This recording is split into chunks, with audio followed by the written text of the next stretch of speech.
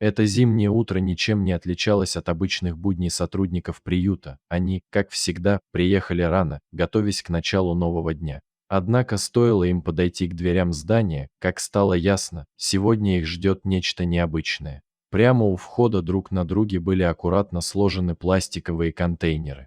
Через прозрачные стенки было видно, что внутри каждого из них сидит кот.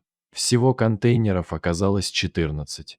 Даже самые опытные работники приюта никогда прежде не сталкивались с таким загадочным и странным случаем. Кто-то принес сразу 14 кошек и оставил их перед дверью, но кем был этот человек и почему он выбрал столь необычный способ передачи животных, оставалось загадкой. Некоторое время сотрудники стояли в растерянности, обдумывая увиденное, но морозное утро не оставляло времени на размышления, коты могли замерзнуть. Нужно было срочно перенести их в тепло. Занесенные внутрь контейнеры вызвали еще больше вопросов. Все они были закрыты розовыми крышками, а отверстия для вентиляции просверлены в одном и том же порядке, идеально симметрично. Было очевидно, что это дело рук одного человека, к тому же весьма педантичного. В расположении отверстий, в одинаковых контейнерах чувствовался продуманный порядок. Когда сотрудники начали выпускать животных, стало понятно, что все они необычные. В одном контейнере оказалась кошка с двумя крошечными котятами, а в остальных сидели коты разного возраста, от нескольких месяцев до 3 лет.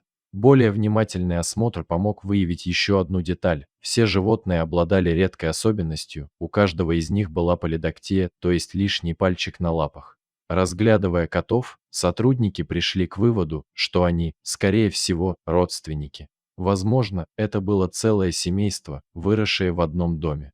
Но кто их хозяин, почему он решил расстаться с ними и почему выбрал именно такой метод передачи, эти вопросы так и остались без ответа.